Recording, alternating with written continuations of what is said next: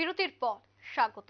হাপানিয়া স্থিত আন্তর্জাতিক মেলা প্রাঙ্গণে 34তম শিল্প এবং বাণিজ্য মেলা অনুষ্ঠিত হয়েছিল এবং শিল্প ও বাণিজ্য দপ্তরের উদ্যোগে আয়োজিত 34তম ত্রিপুরা শিল্প ও বাণিজ্য মেলার সমাপ্তি অনুষ্ঠানে অন্নদা স্পাইসেস ইন্ডাস্ট্রি তথা লংতরাই ব্র্যান্ডকে আন্তর্জাতিক বাণিজ্য মেলাতে সেরা স্টল প্রদর্শন করার জন্য পুরস্কৃত করা হয়।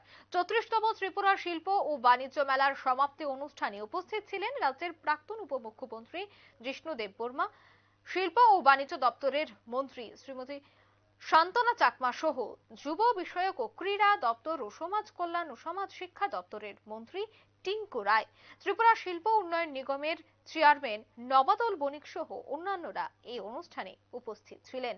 আর এই অনুষ্ঠানের সমাপ্তি দিনে অন্নদা স্পাইসেস ইন্ডাস্ট্রি তথা লংতরাই ব্র্যান্ডকে আন্তর্জাতিক এই বাণিজ্য মেলাতে সেরা স্টল প্রদর্শন করার জন্য পুরস্কৃত করা হয়।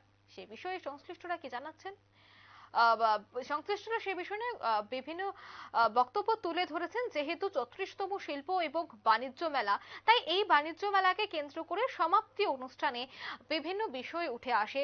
একেবারে যারা সুন্দর বা সেরা স্টল দিয়েছেন তাদেরকে পুরস্কৃত করা হয়েছে একে একে। তার মধ্যে ছিল স্পাইসেস ইন্ডাস্ট্রি তথা লংতরাই ব্র্যান্ডের আন্তর্জাতিক বাণিজ্য মেলাকে কেন্দ্র করে স্টল প্রদর্শন, যেখানে এই বাণিজ্য মেলার অনুষ্ঠানে লংতরাইকে পুরস্কৃত করা হয়েছে। এবং প্রত্যেক বছর দেখা যায় যে লংতরাই গুঁড়ো মশলা স্টল দিয়ে থাকে আন্তর্জাতিক বাণিজ্য মেলায়, যেখানে তারা প্রত্যেক বছর বিভিন্ন বিষয়ে বিভিন্ন থিমকে কেন্দ্র করে হাজির হয়। এবছরও ব্যতিক্রম হয়নি, এবছরও তারা একেবারে সেরা স্টল নিয়ে হাজির হয়েছেন, তাই তাদেরকে পুরস্কৃত করা হয়েছে। যেখানে উপস্থিত ছিলেন রাজ্যের প্রাক্তন উপমুখ্যমন্ত্রী জিষ্ণু দেববর্মা সহ অন্যান্য মন্ত্রীগণ।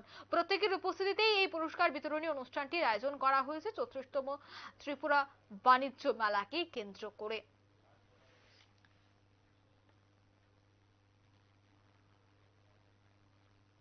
নিয়ে নিচ্ছে ছোট একটি বিজ্ঞাপন বিরতি, সঙ্গে থাকুন।